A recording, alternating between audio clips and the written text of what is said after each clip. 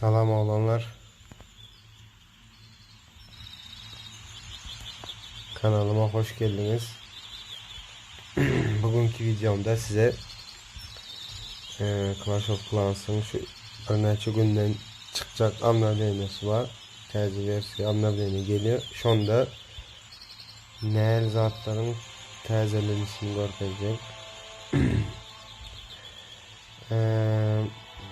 Yine şu tayda şu taze olacak amnavlenen ama şu tayda boşlukta yine şu boşlukta o zat bölüyor.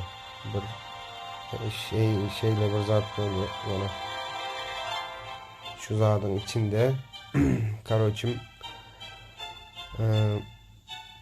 yine şeyle goblin normal goblinden normal goblin var ya şu kazanmadan çıktı. Şunun ütkelip çıkarıyor şun. Mesela var. Yine şu var. Seyredin var. Yine şu var. Yine gigant. Şu gigant. Biliyorsunuz değil mi? Mesela şu normal bir gigandı. Şu yankı gökyüzünü yağlayıp çıkarıp koyuyor. Yine bu goblin de şu yankı yağlayıp çıkarıp koyuyor. Var da şunu yankı yağlayıp çıkarıp koyuyor. Şu üçüsünde zat böyle çıkıyor. Ondan hem başkalar çıkıyordur belki. Ben bilişim şu. Hazır gökyüzüne oklar, потому что endi amnavlen çıkan sonra neler görürüm yağıldı.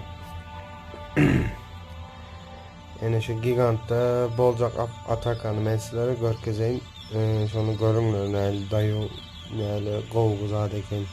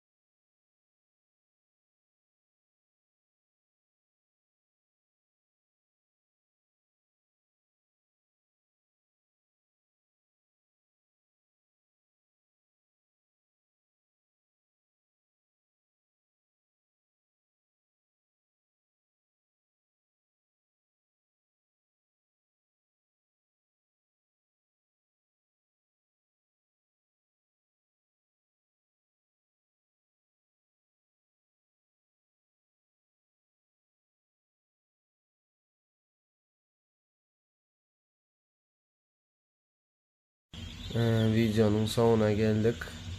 Ben sizlere uzadı görkezdim. Amnavlenede neyme geliyor, nerede boyu, neyme terzi çıkıyor. Neyse boza karışarız. Bu Clash of Clans'ımız amnavlene bolsa. İndiki videoda görüşelim. Onda nasip olsa yine taze video çıkaracak. Videoma like basın, kanalıma ağza olun. Klanıma da koşup bilersiniz. Klanımın adı Lord Skerki. Yine 8. 9 bölüyor. Şu klan boydan son. Görüşünüz üzere klana gelin. Niboy Vrema açık kabul edecek.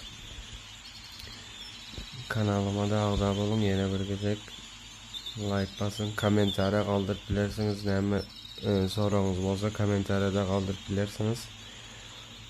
Holyandaki videoda yine görüşürüz. Sağ olun.